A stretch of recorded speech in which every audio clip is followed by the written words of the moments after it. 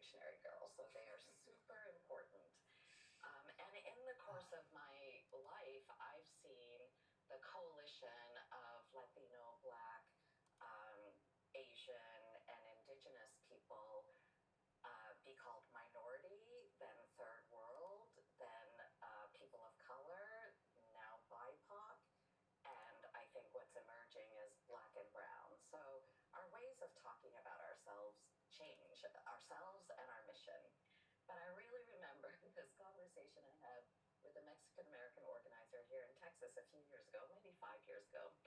And she said, I can't send my staff to the Facing Race conference anymore, big popular conference that Race Forward still runs, because they come back to Texas saying, with all these linguistic imperatives, we must now say Latinx, we must now say racial justice, every line of every communication. And she was like, they come back and I have to retrain them because a lot of our people here in Texas still call themselves Hispanic, and I can't have my organizers judging them for it, or creating obstacles. It's already hard enough to get people to join with their neighbors and do something collective. So I wonder, is what we call ourselves as important as what we do with ourselves? And is what we call the coalition as important as what the coalition actually does and moves forward? And I just wonder, maybe I'll come out with everything should be the same and we shouldn't try anything different. But I don't know. And I think we need to consider our tone. Um, the best statement I've seen is by my friend Daria Willis, who runs a community college, Howard Community College in Columbia, Maryland. And that statement is all, this is what our college community is and how excellent we are and how well we take care of each other. And then there's one little paragraph, 2 lines at the end that says, there might be problems coming up. That's actually, I think, much better than 90% problems in a statement and 10%, oh, but we're going to hang together. She leads with something different, and something different than the problem. She leads with a solution that is already a community and communal experience there in Columbia, Maryland. And I would like to see a lot more of that kind of sequencing and tone coming out of our movements. Is this what you mean when you talk about it's a moment for radical honesty in our movements?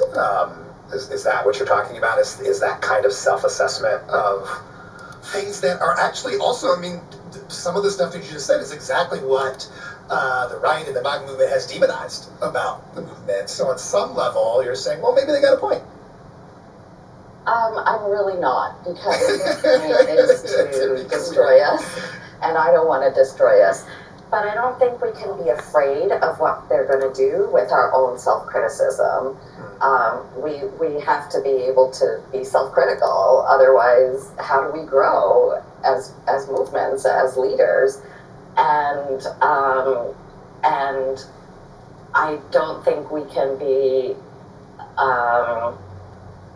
They're going to use our stuff against us no matter what. So we might as well make it the stuff we actually believe in for the moment and moving forward into the next 40 years.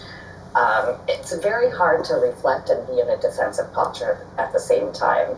So our defense right now has to be heavily material of our people, and in our heads we need to be asking a lot of questions.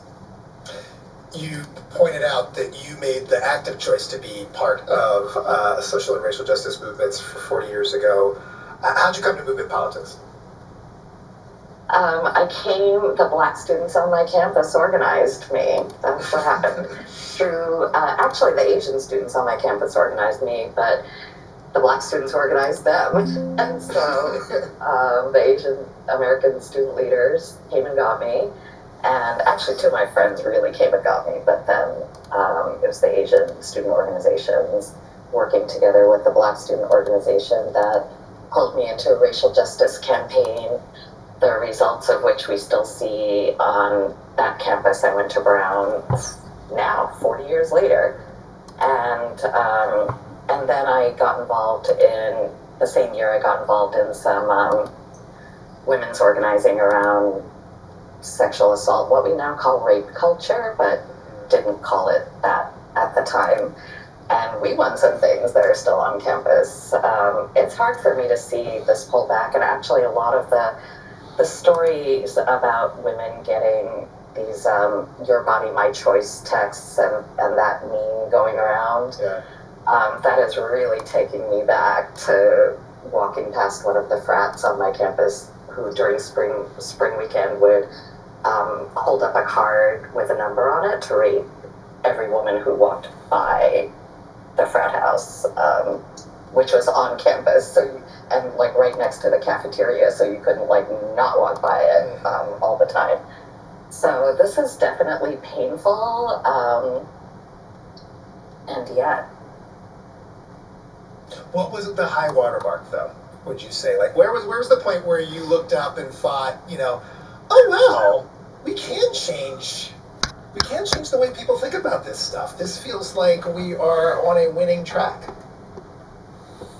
Well, when the Associated Press took illegal immigrant out of their stuff, that was a high watermark for me. I think the emergence of Black Lives Matter and Standing Rock, and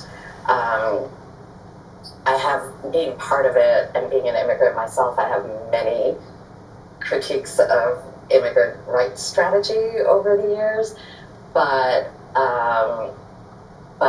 watching from 2006 on young immigrants, watching the Dreamers and many elders also get involved in the immigrant rights movement. There's a lot of recruitment still going on around the country, and many excellent local organizations and campaigns, and artists, for example.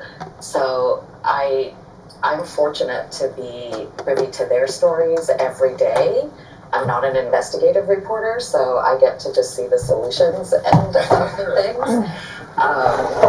And it's we need a lot more of it. But to go to that next level of movement scale, I do think we're going to have to do some things differently.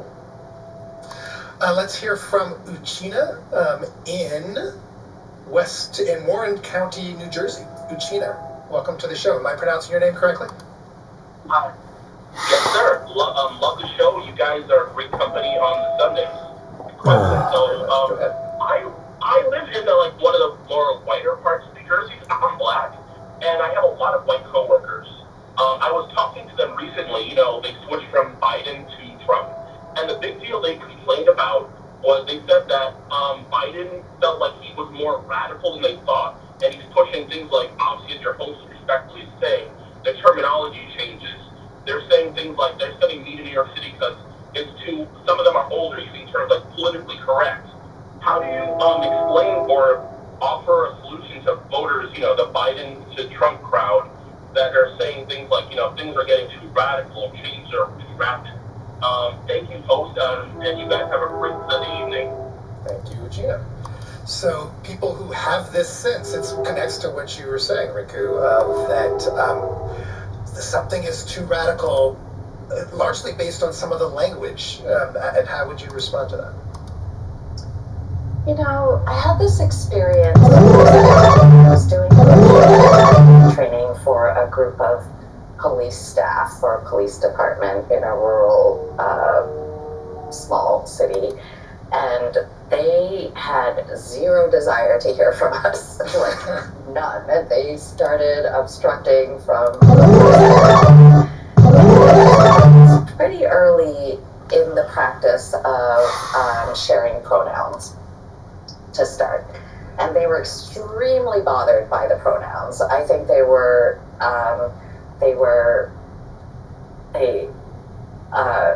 maybe as bothered by that as by the idea that someone was going to accuse them of systemic racism in the police department. And either that or the pronouns were just like the easiest thing to attack first, for them to attack first. But it's the thing that stood out. With introductions.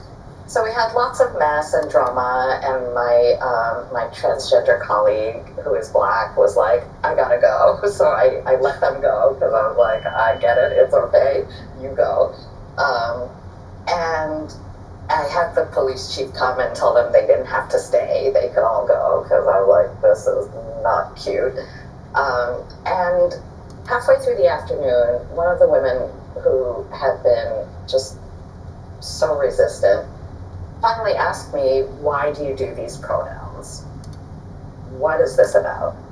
I said, because sometimes people present differently from who they are, and you kind of want to know so that you can treat them as they are. You see them as they are. And she was like, oh, okay.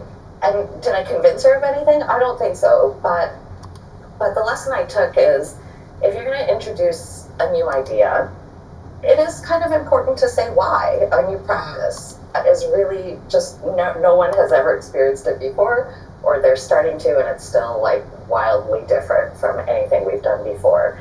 I think there is actually burden on us, maybe not the transgender person, but whoever is flanking. There were other people on the team to stand up for the practice in a way that doesn't dismiss the discomfort of the people who are resisting. If you dismiss their discomfort, then they've stopped listening to you. And why should they? Because you're not listening to them. And we have to discern when such a conversation becomes abusive and when it's